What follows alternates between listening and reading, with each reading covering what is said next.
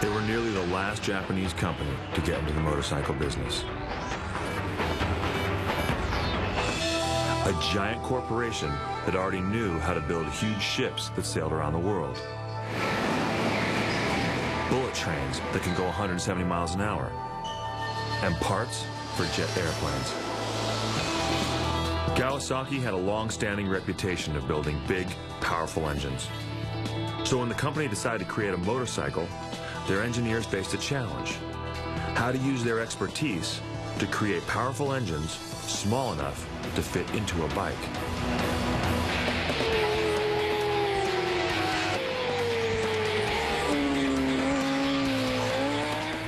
We need a total performance to outperform other brands. They turned the world of motorcycle engineering upside down, creating some of the most revolutionary designs ever produced. Design philosophy is aggressive and emotional.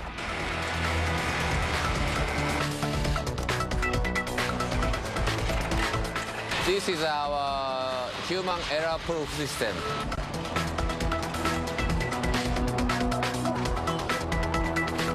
Just to make sure they got everyone's attention, they painted their bikes an unusual color: lime green. Beautiful looking green color we run, you know, that's a trademark thing of Kawasaki. A trademark reinforced by a single word: ninja. If you tell somebody you have a Ninja, they know exactly what you're on. You're on a Kawasaki sport bike.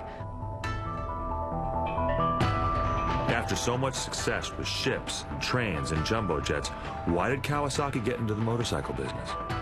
And even with all their engineering might, could they really challenge the older, more established brands?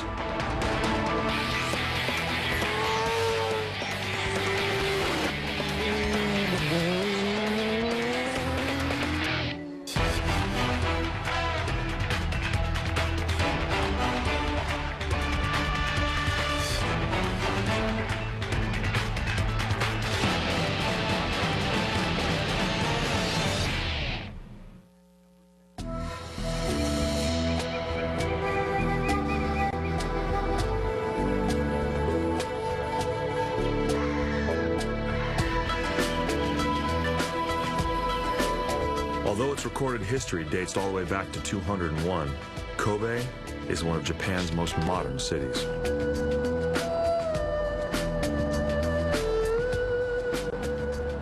Kobe is a major shipping port. It was one of the first Japanese cities to trade with the West.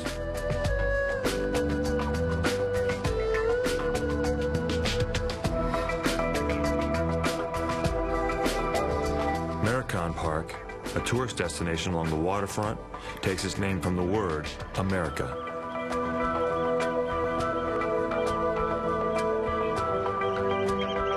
One of the park's famous landmarks is the red steel port tower. Built in the shape of a giant satsumi, a traditional Japanese drum, its observation deck towers 350 feet above the water. Nearby is a giant Ferris wheel. The park attracts tourists by the thousands.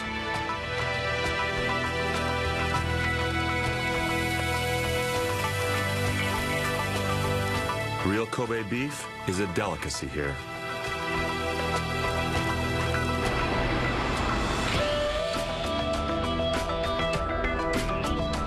Kobe is home to more than 100 international corporations, including Procter & Gamble and Nestle. It is also home to a company that had been in business for almost 80 years before it ever thought about building a motorcycle.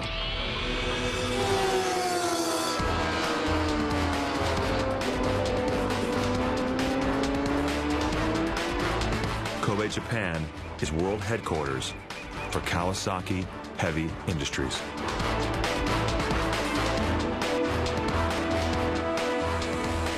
Kawasaki Heavy Industries was founded by a man named Shozo Kawasaki in 1878. It began as a shipbuilding company.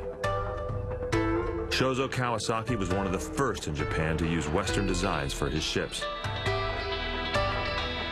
His company prospered, And over the years, it became one of the world's manufacturing giants, building not only ships, but trains, industrial equipment, and parts for cars and airplanes.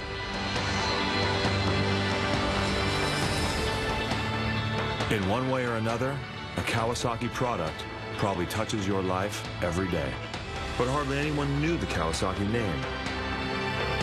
To build brand awareness, the company started building motorcycles in 1955. It was a way to embrace the growing popularity of motorcycles in the U.S.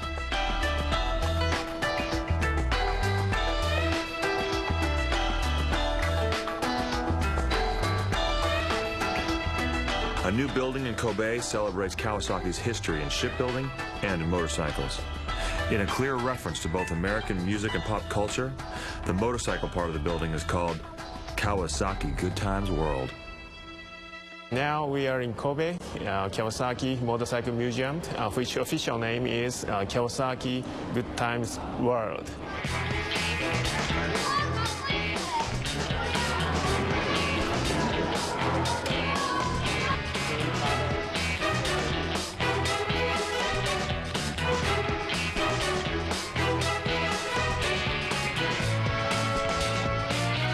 Kawasaki was third of the Japanese Big Four, including Honda, Yamaha, Suzuki, to make a motorcycle.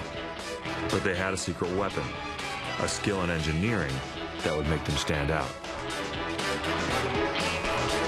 Kawasaki assigned engineers from its aircraft division to build its first motorcycles. And from 1955 to 1965, they created a variety of bikes.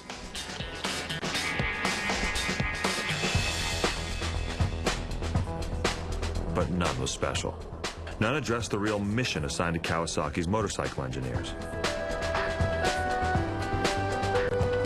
That mission was to develop completely new technologies for a breakthrough design. A motorcycle that would turn the motorcycle world upside down.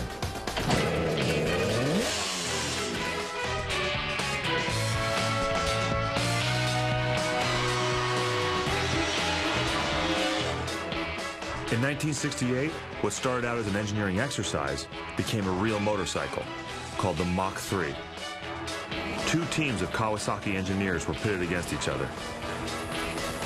One team would develop a traditional two-cylinder engine, but the second team built something never tried before, a 500cc engine with 3 cylinders.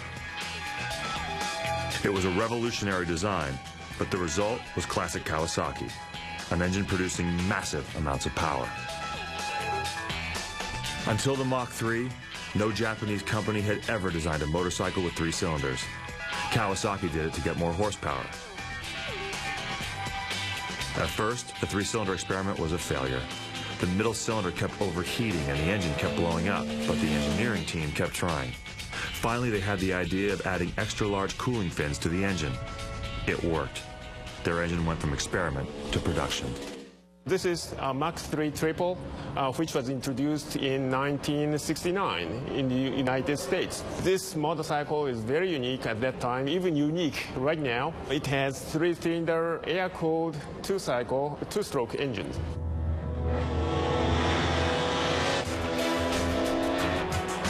It took an entire year to solve the engineering challenges of a 3-cylinder engine, but the result was worth it. When the Mach 3 went on sale in 1969, it was the most powerful production motorcycle in the world. My dad took me up to the local high school on the back of his Mach 3. He said, go sit on that curb right there, and he did wheelies by me on his Mach 3 all the way down the parking lot. And that'll stick with me forever. Those things ran hard, super, super fun to ride.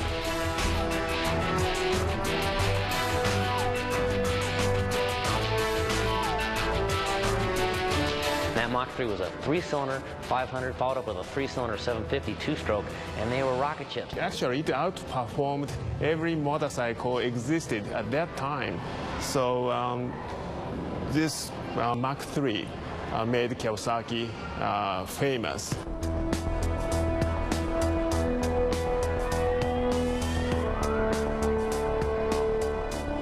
Kawasaki would need more than just the Mach 3 if it wanted to take on Honda, Yamaha, and Suzuki. Kawasaki would need a long-term strategy.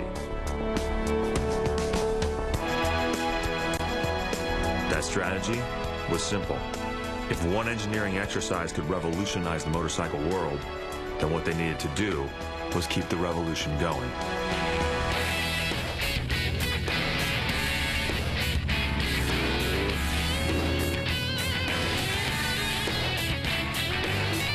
Just 3 years after producing the Mach 3, Kawasaki unveiled another design breakthrough, a new bike called the Z1 with a larger 900cc engine. The Z1, the 900, was amazing. You know, that bike made a huge impression and really established Kawasaki as a performance force. This is Kawasaki Z1. It was introduced in 1972 in the United States. This is very unique again. The 4 exhaust pipes make it massive, and it's a beautiful machine.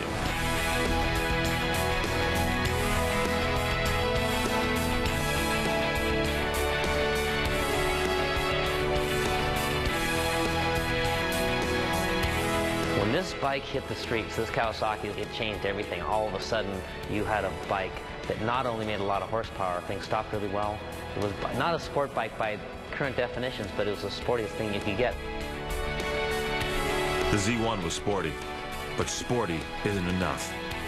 Was the Z1 engineered well enough to win where it really mattered? Could it win on the racetrack?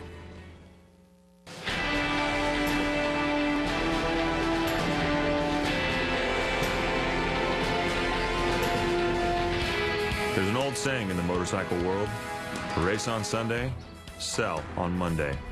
In the late 1970s, a British rider named Reg Pridmore was racing the Kawasaki Z1. The thing about racing Kawasaki, looking at that going, some publicity to be had.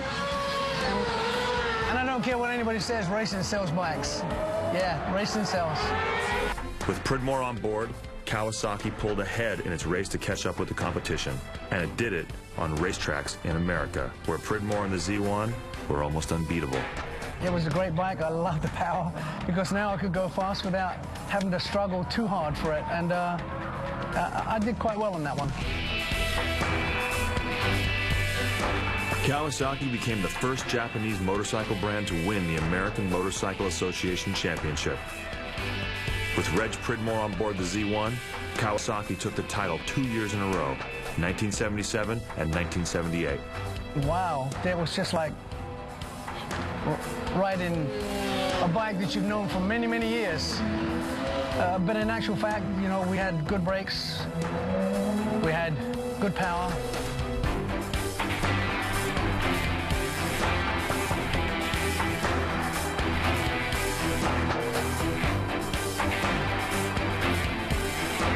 Pridmore's success on the track was a key for increasing Kawasaki sales, especially in the United States.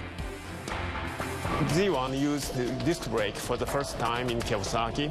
It's a huge one compared to standard size at that time. The Z1 needed good brakes. The bike you could buy off the showroom floor had a top speed of 125 miles an hour. It created some standard, not only in Kawasaki, but motorcycle industries worldwide, what super sport should be.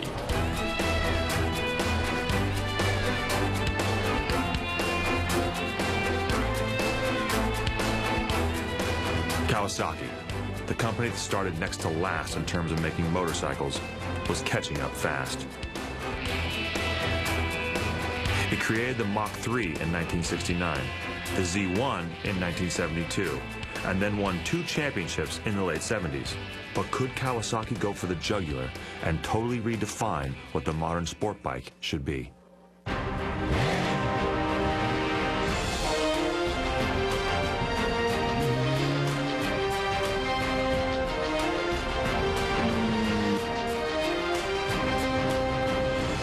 The answer would come only 1 year later, in September of 1980. Management in Japan released a new bike they called the Z900R.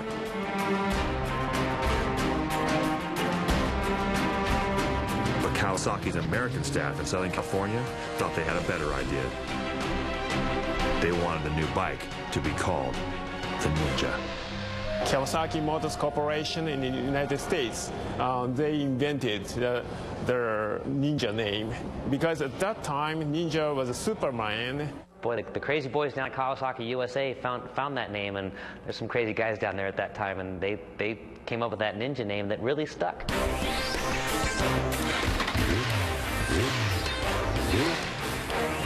They loved the Ninja name back at Kawasaki headquarters in Japan. It struck a balance between what would sell in America and the clearly Japanese design philosophy used in creating the bike. The philosophy that shapes can have both positive and negative qualities.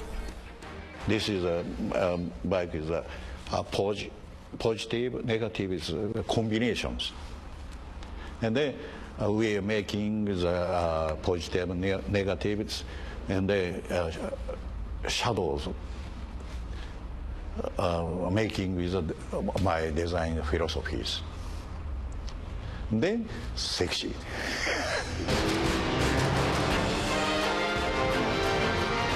In addition to their distinctive design philosophy, Kawasaki used a unique color to stand out: lime green. And the reason why is as unusual as the color itself. In the late 60s, green was considered bad luck on a racetrack. But Kawasaki put its faith in engineering, not superstition. Mixing 9 parts yellow with 1 part blue, it created what it called a color of defiance. The lime green color was an attempt to psych out the competition. Well, everybody knows what makes a Kawasaki, and that's that beautiful looking green color we run, you know. That's a trademark thing of Kawasaki. The original Ninja was another marvel of Kawasaki engineering, stringing together a long list of firsts. It was a completely new design. The engine more compact, the first Kawasaki with a water-cooled motor.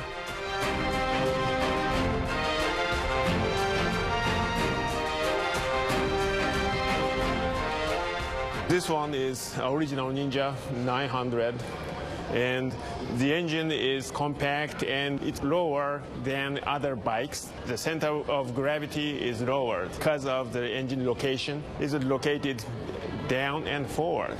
And also the fairing, it's the 2 purposes here. One is rider protection, and 2, of course, it's to enhance the maximum top speed.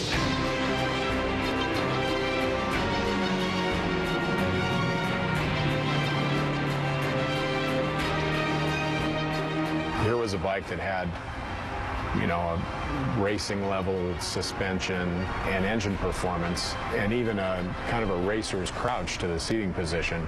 You know, there hadn't really been anything like it before.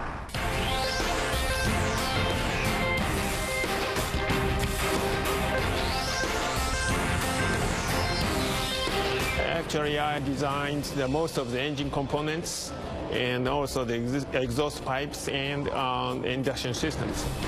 Just like the Mach 3, the first Ninja was created by a team of engineers. But when it was finished, riding the bike became a very personal experience. After completion of this bike, I rode it in a proving ground, and it's something like kind of standing alone on the desert, nobody there, and what I saw was just the scenery was moving back, my weight and the motorcycle weight combined and moving very fast. The first Ninja was also the first Kawasaki motorcycle to use a computerized ignition system. It may sound simple now, but in the early 80s, controlling the air and fuel mixture in the engine by a computer was a major advancement in the motorcycle world. The significant motorcycle Kawasaki has ever made.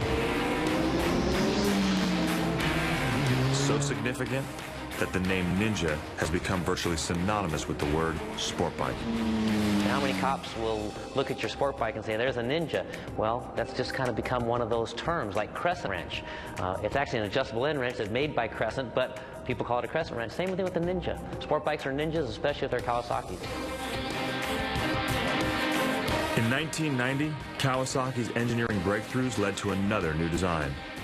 The ZX-11 pushed motorcycle engine development even further. And it did it by using an old American hot rodder trick.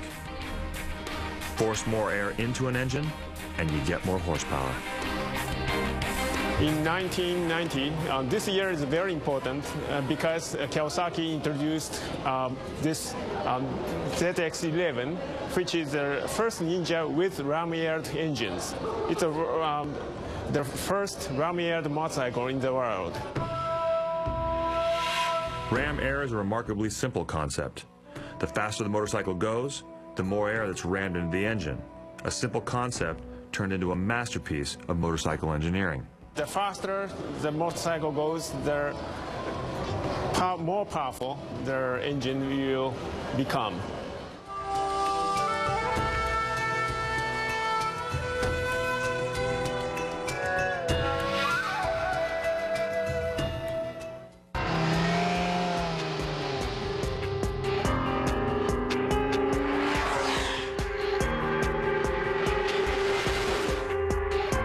How do you create the fastest street-legal motorcycle ever built?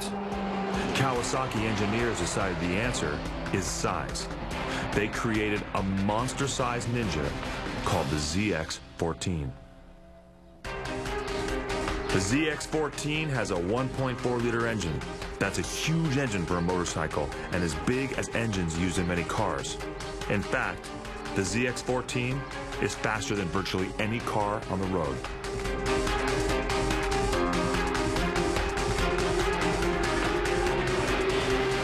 The 1400, the concept of the motorcycle is the king of open road. At first, we developed the engine for very fast acceleration in the road. ZX-14, basically ultimate GT bike, you know.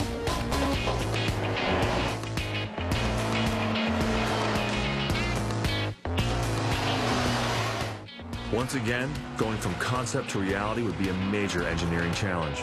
For one thing, the ZX-14 design team had to develop an entirely new and much stronger frame because the bike's new engine cranks out nearly 200 horsepower. The chassis is really the main part of the motorcycle. After you test the engine, you have to test the chassis to make sure it's strong enough to handle all the power.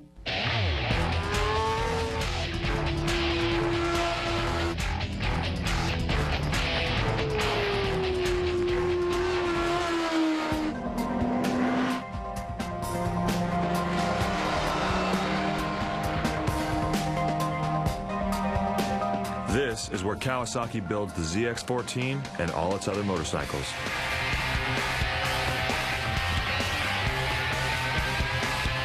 The Kawasaki Motorcycle Factory at the company's enormous Akashi Works, a giant industrial complex just west of Kobe, Japan.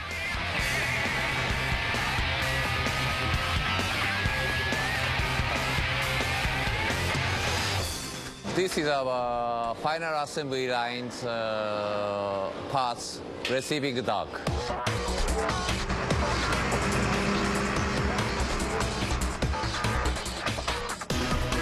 Why is a receiving dock an important part of the process? Efficiency. Kawasaki doesn't have to repeatedly move parts in and out of the warehouse because they use what's called a just-in-time inventory system. Parts for each bike are delivered to the final assembly lines just a few hours before they're needed.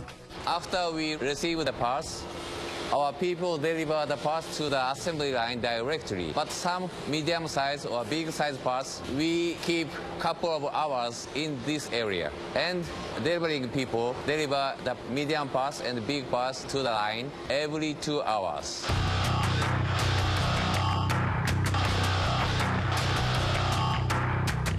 Smaller parts are placed into computer-coded containers that will arrive at precisely the right place in the factory at precisely the right time. So our people just pull the cart to the line. So not necessary to handling 2 times, 3 times, 4 times.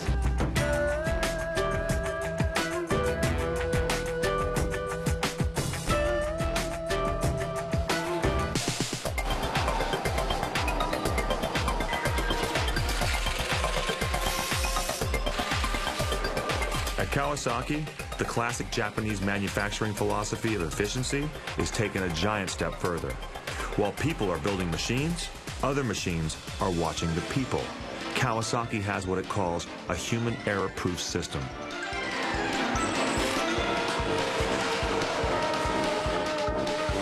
A system that begins with a collection of card-activated drawers and lights to make sure the right parts are being used for each bike.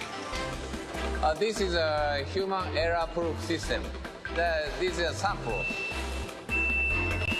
Each hanger has this kind of electrical data carrier.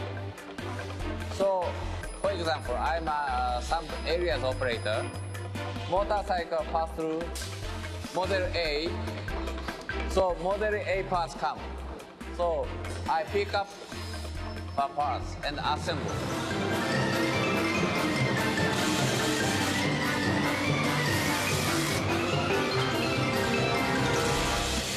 Next model, the model C, it comes through. Part C1 comes, so I pick up and assemble.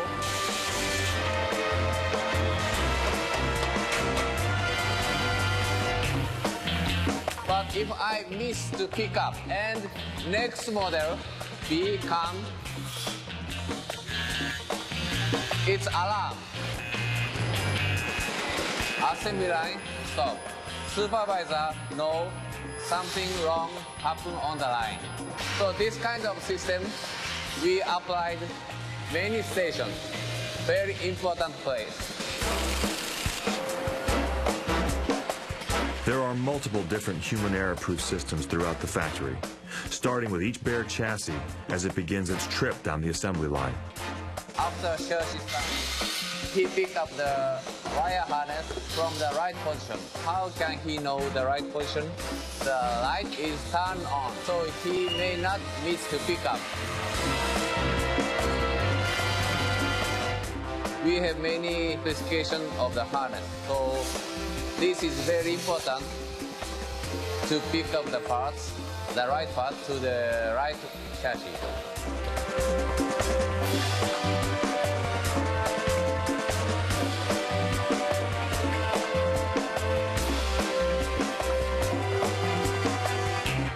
Preventing mistakes in the factory is such an important concept that every new Kawasaki employee, regardless of what job they're hired to do anywhere in the company, is required to spend their first 3 months working in the factory. They're called freshmen. 3 months freshmen hired by an engineer or staff come on the line. For example, that the engineer experience of the line is good for future business. It's good for business because the fundamental lesson all freshmen learn is that Kawasaki is obsessed with avoiding mistakes in the factory.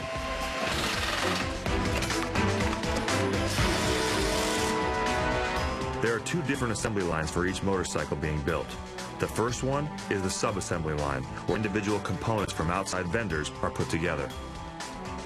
This exhaust system comes outside from vendor. We set necessary parts, for example, gasket, and assemble here.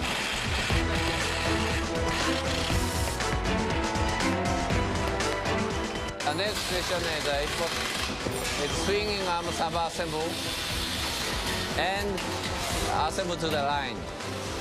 This is a chain assemble to the swinging arm.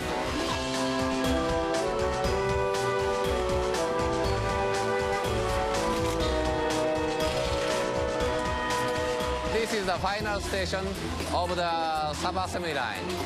We receive the front forks from the outside vendor by the order of our assembly line order. So after assemble the front fork to the unit, we assemble the front fender and front foils.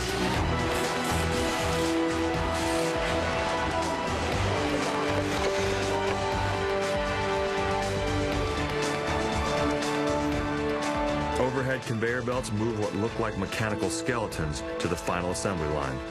In a matter of minutes, they will emerge at the other end. Finished motorcycles, ready to roar.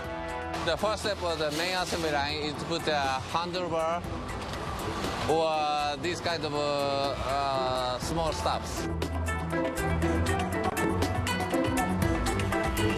Here we assemble the fairing. This is the middle area of the main assembly line. This is the final station of the line. Final operator check defect parts, and if there's no defect, he carry to the final inspection line.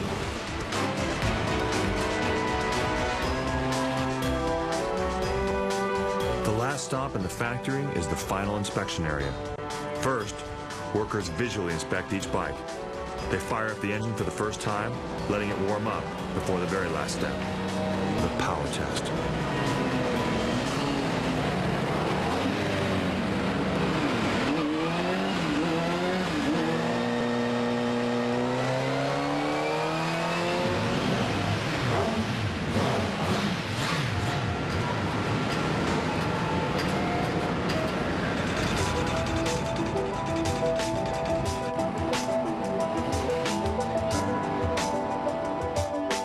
The barcode for each bike tells the power test computer what program to run.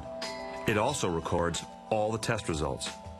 If your bike broke down 3 years after it was built, the factory could go back and pull up its barcode, specifications, and test results.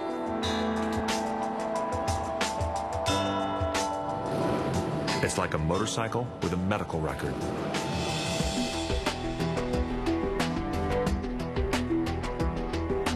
In another part of the factory, the new world of high-tech meets the old world of tradition. Every time Kawasaki engineers create a new engine design, they stop to celebrate their work with what they call a new engine starting ceremony.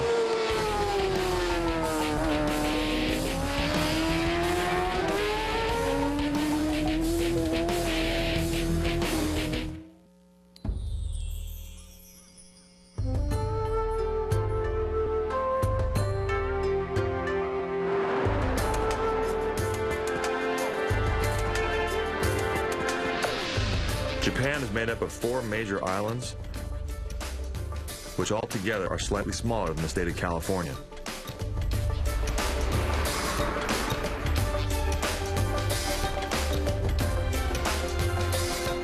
Tokyo is the de facto capital of Japan. There's actually no legal definition for Tokyo's status as the capital of the country, but it is home to both the Japanese government as well as the royal family, and has in fact been considered Japan's capital city since 1868.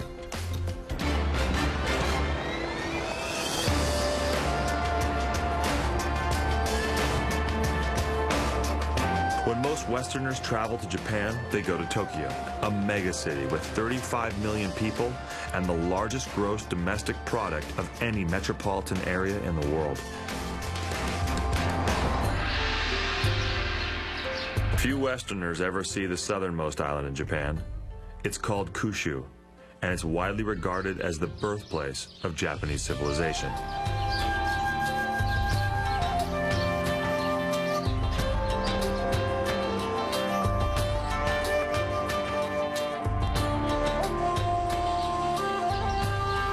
Kyushu is considered a very spiritual place.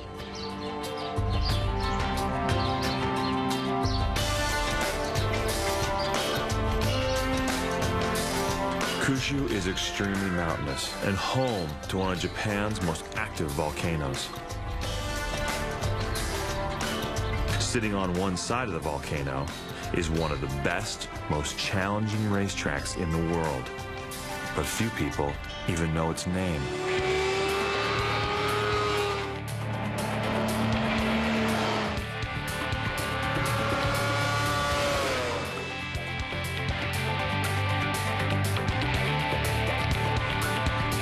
It is called Autopolis, and it takes a full day to get there from Tokyo. Autopolis was what an amazing facility. It was just, it's very far away from anything. You're kind of out in the woods.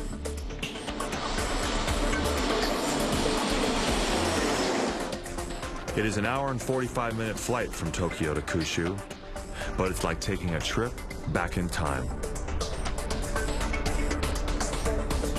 From the neon signs of Tokyo to a very different, rural-looking Japan.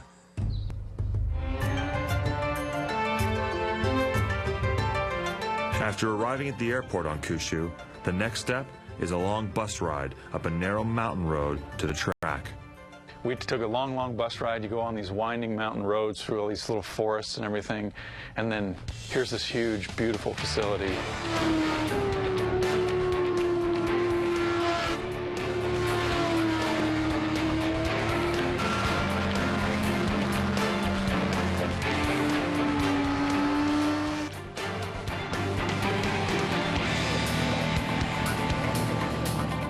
Kawasaki introduced the new Ninja ZX6R to Topolis. It was the first time Western journalists had ever been invited to ride at the track. Riding at Autopolis was, it's a magnificent track. There's such a neat variety of corners, and the grip was quite good.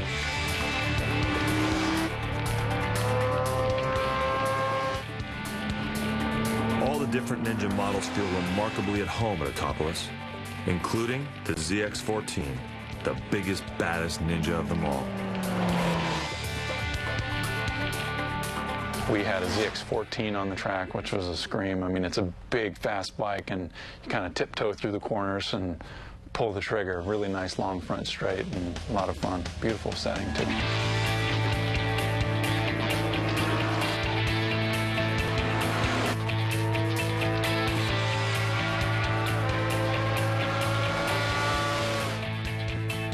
The front straight at Topolis is just part of the 2.9-mile circuit that has 13 different corners.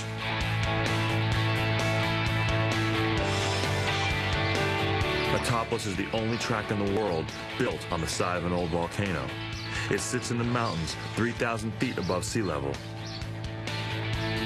And riding the roller coaster is the experience of a lifetime.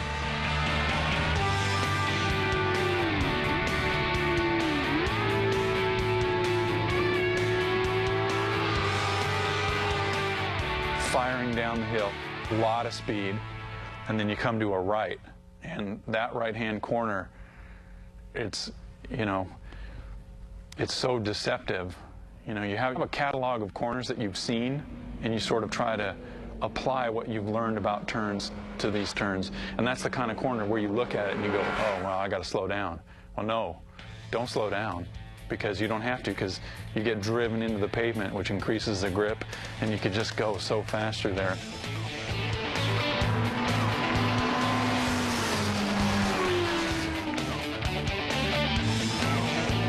When we were at the track, the ZX14 would come by, and it sounded like a jet. I mean, it just was making, I mean, it's just crushing air, you know, it's a little bit bigger and makes so much power, and it would just come by and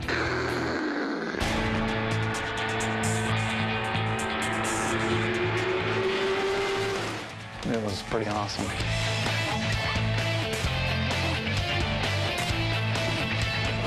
Few Westerners ever get a chance to ride at Autopolis.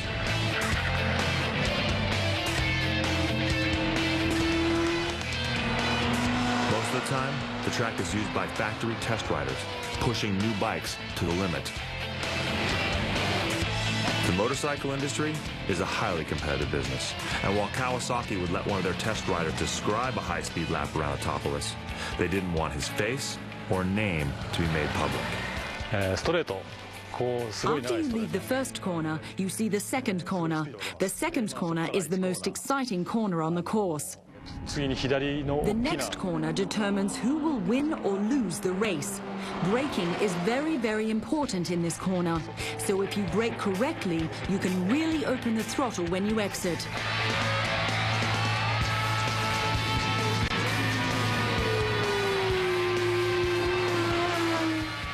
The test riders know every inch of the track. Still, the section they call the roller coaster scares even them, and they ride the track every day. The roller coaster is a long downhill straight that drops more than 160 feet in elevation before ending in a tight turn to the right. You ride down a very steep hill. We call it the roller coaster. At the end of the downhill straight, there's a really tight right-hand corner. It's really scary, but when I take the ideal line through the corner, I feel really comfortable.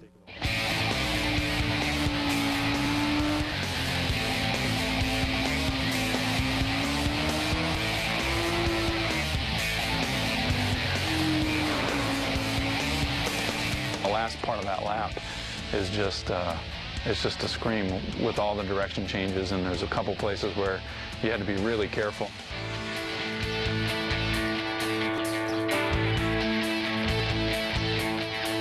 Autopolis is a very challenging track.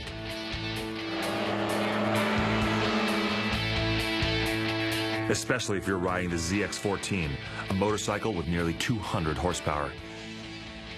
Extremely smooth, very refined, incredibly powerful. So you have this bike, and you know, basically it's a sport bike. I mean, it comes out of sporting intentions. It comes out of Kawasaki's history of making horsepower. Kawasaki ZX14 is an expert's bike. The thing is so fast that novices will get in trouble. A little twist on the throttle, the thing's going 100 miles an hour. So you gotta have your brain ready for that thing. It accelerates so hard. The nice thing about the ZX14 and bikes like that have a lot of motor, nowadays, they also stop and turn pretty well. The ZX14 is all about power.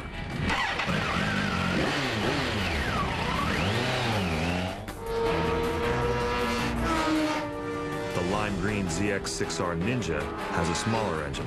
The bike is lighter. It is a motorcycle built to carve corners.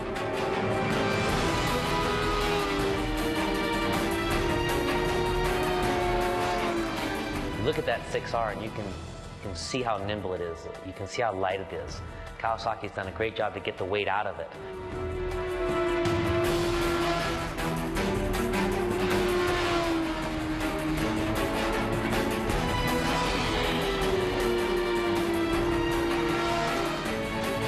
The newest Kawasaki ZX6R is the first total redesign of the bike in nearly 10 years and boasts a brand new engine. It does so many things well. It'll stop, it'll turn in, it'll avoid gravel, it'll do all the things you need to do, yet it's got enough punch to take it out and win a national supersport championship on it. So that's a pretty well-rounded motorcycle right there. Even though the Japanese are known for their efficiency and engineering, the ZX6R is a prime example of Kawasaki's unique passion and artistry.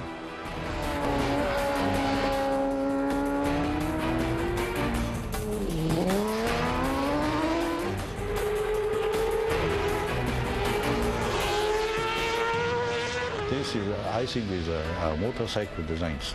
Art. Just art.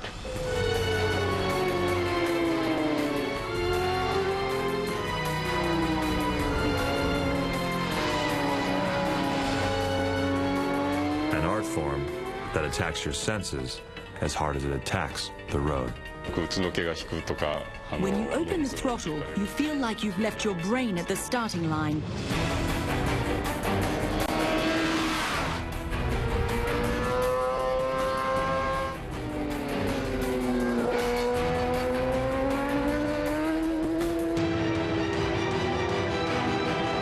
Kawasaki is such a big company, and you know, the Japanese sort of have this reputation, I think undeserved. Everyone says, well, you know, the Italians, well, they build bikes with passion, etc., and as if Japanese bikes aren't built by people and there is no passion.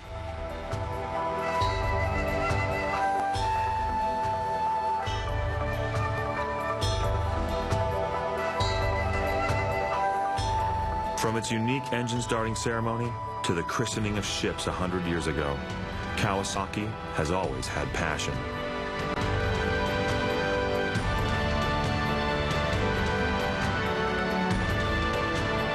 The next to last Japanese company to get into the motorcycle business, Kawasaki puts its reputation on the line.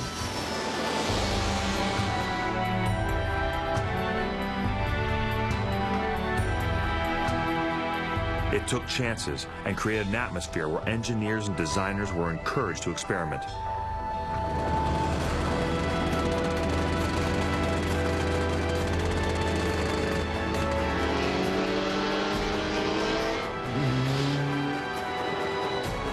They do things differently at Kawasaki. They always have, and perhaps they always will.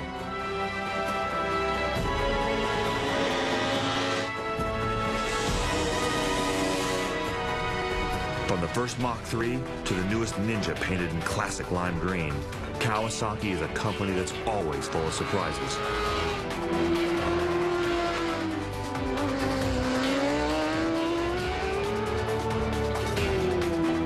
A company that has always used its engineering expertise to answer the questions others weren't even asking.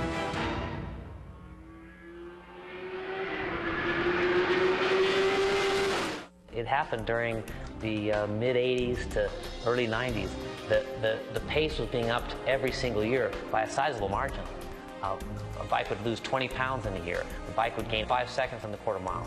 It was huge jumps. I was there during that time, and I can remember telling the staff at Sport Rider Magazine, the guys that worked for me, saying, guys, we need to ride better to be able to test these motorcycles. We need to sense things and feel things better. We need to be able to pick our pace up, because the bikes were better than us.